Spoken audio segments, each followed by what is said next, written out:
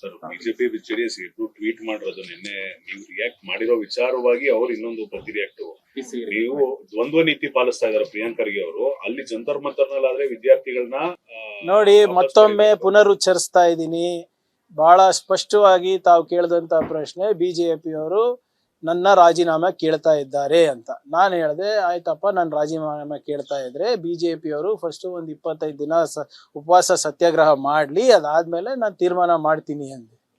ಇವರು ಕೆಲವು ರಾಷ್ಟ್ರ ಮಾಧ್ಯಮದವರು ಗೊತ್ತಲ್ಲ ಯಾರ ತೊಡೆ ಮೇಲೆ ಕುತ್ಕೊಂತಾರ ಅಂತ, ಅವ್ರು ಹೋಗಿ ತಿರ್ಚ್ಬಿಟ್ಟು ನಾವು ಯುವಕರನ್ನ ಹೋಗಿ ಉಪವಾಸ ಸತ್ಯಾಗ್ರಹ ಕೂತಿದ್ರು ಅಂತ ಹಾಕಿದ್ರೆ ಐ ಫೈಲ್ಡ್ ಅ ಕಂಪ್ಲೇಂಟ್.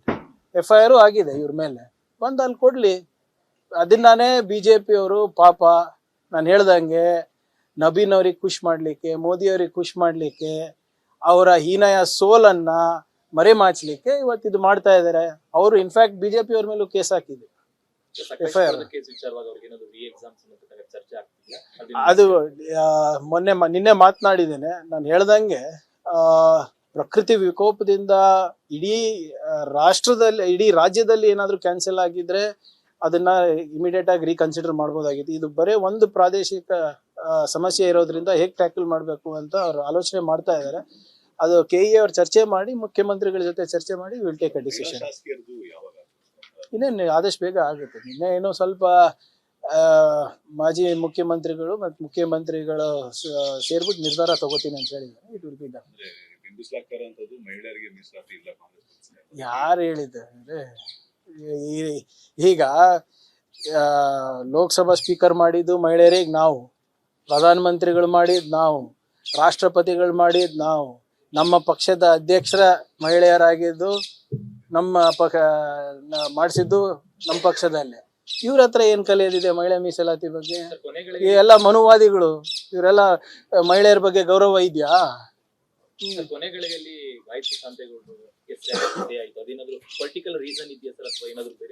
ಇಲ್ಲ, ಏನ್ ರೀಸನ್ ಅಂತಿಲ್ಲ. ಕೆಲವು ಪರ್ಮಿಟೇಷನ್ ಕಾಂಬಿನೇಷನ್ ನಲ್ಲಿ ಸ್ವಲ್ಪ ಏರುಪೇರ್ ಆಗಿರ್ಬೋದು ಅಂತ ಇದೆ. What ever it is cabinet is the discretion of the chief minister and the party. ನಿರ್ಧಾರ ತಗೋ, it's just matter of time ಅಷ್ಟೇ. ನೋಡಿ, ಅದು ಯಾರು ಅಲ್ಲಿ ನಮ್ಮ AICC ಆಫೀಸ್ನಲ್ಲಿ ಸಂಭಾವಿತ ಪಟ್ಟಿಯನ್ನೇ ಸೈನ್ ಮಾಡಿಸ್ಕೊಂಡು ಬಿಟ್ಟಿದ್ದಾರೆ. ಯಾಕಂದ್ರೆ ನಿನ್ನೆ ಆಲ್ ಪಾರ್ಟಿ ಮೀಟಿಂಗ್ ಇತ್ತು. ಆಲ್ ಪಾರ್ಟಿ ಮೀಟಿಂಗಿಗೆ ಅದು ನಿಮ್ಮ ರಾಮ ಮಂದಿರ ಚರ್ಚೆ ಇತ್ತು, ರಾಮ ಮಂದಿರ ಚಂದಾಚೋರಿ ಬಗ್ಗೆ ಚರ್ಚೆ ಇತ್ತು. ಸೊ ಆ ಗಡ್ಬಿಡಿದಲ್ಲಿ ಪ್ರಿಂಟ್ ಮಾಡಿದ್ದಾರೆ. ಇವ್ರು ಅದೇ ಲಿಸ್ಟ್ ಅನ್ಕೊಂಡು ಸೈನ್ ಮಾಡಿರ್ಬೋದು ಅಂತ ಅಲ್ಲಿ ಕೇಳ್ಪಟ್ಟಿದ್ವಿ. ಸೊ ಅದನ್ನ ಸರಿಪಡಿಸಿದ್ದಾರೆ. ಅದ್ರಲ್ಲಿ ಏನು ಇಟ್ಸ್ ಇಂಟರ್ನಲ್ ಕಮ್ಯುನಿಕೇಶನ್. ಕೊನೆಯದಾಗಿ PC ರಿಕ್ರೂಟ್ಮೆಂಟ್ ಎಕ್ಸಾಮ್ ಆಗಿದೆ, ನಿಮಗೆ ಕೀ ಆನ್ಸರ್ ಕೂಡ ಬಿಟ್ಟಿದ್ದಾರೆ. ರಿಸಲ್ಟ್ ಯಾವಾಗ ಎಕ್ಸ್ಪೆಕ್ಟ್ ಮಾಡ್ಬೋದು ಸರ್? ಇದು ಇನ್ನ ಎಕ್ಸಾಮ್ಸ್ ಬಾಕಿ ಇದೆ.